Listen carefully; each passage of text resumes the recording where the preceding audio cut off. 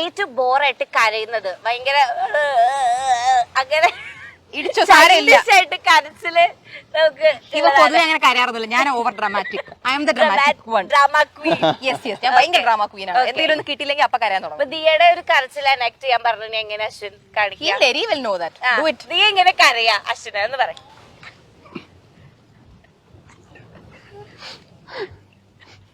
What do I say when I cry? എന്താ പറയാ? അതെങ്ങനെ ഞാൻ പുറത്ത് പറയാ? അങ്ങനെയല്ല, പുറത്ത് പറയാൻ പറഞ്ഞാ മതി കേട്ടോ. അല്ല നീ എന്താ ഉദ്ദേശിച്ചേ? പറയ്. Why are you doing this to me? Why always me? എന്നെ ഒന്ന് സന്തോഷമായിട്ട് നോക്കിക്കൂടെ? കണ്ണമ്മ ഇപ്പൊ എന്ത് പറ്റിയതിന്?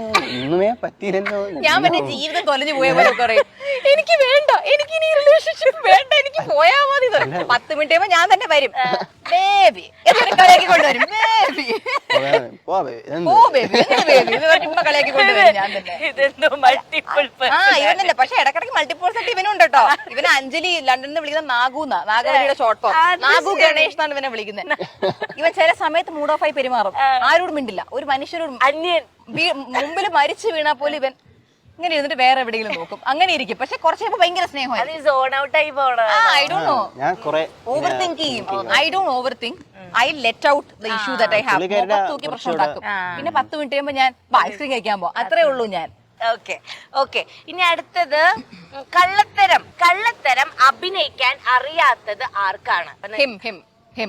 നീ അങ്ങനെ പറയാൻ എനിക്ക് നോട്ട്സ് ഒക്കെ പറയാം. ഞാൻ പറഞ്ഞു ഇതെങ്ങനെ പറയാൻ, ഞാൻ ഇവനോട് പറഞ്ഞു കൊടുക്കും, ആ ആള് വന്നു കഴിഞ്ഞാൽ ഇങ്ങനെ തന്നെ പെരുമാറണം, നീ തന്നെ പറ കണ്ണമ്മ, എനിക്ക് പറ്റില്ല കണ്ണമ്മ, കള്ളത്തരം പറ്റില്ല. ഇവൻ കുറച്ച് പതറും, ഞാനാണെങ്കിൽ ഇങ്ങനെ ഐസായിട്ട് അങ്ങ് ഹാൻഡിൽ ചെയ്തങ്ങ് വിടും. പക്ഷെ അത് സ്റ്റിൽ സെയിം ക്ലോസ് ആയിട്ടുള്ളവരോടല്ല, ക്ലോസ് ആയിട്ടുള്ളവരോട് ഐ എം വെരി ഓപ്പൺ. ഇഷ്ടമല്ലെങ്കിൽ മുഖത്ത് നോക്കി ഇഷ്ടമല്ലെന്ന് പറയാം. പക്ഷെ അതിന് ഒരു okay. And the very last question, ഏറ്റവും വലിയ ഉറക്കപ്രാന്തി ആരാണ്? ഇപ്പൊ റീസെന്റ് ആയിട്ട് ആക്ച്വലി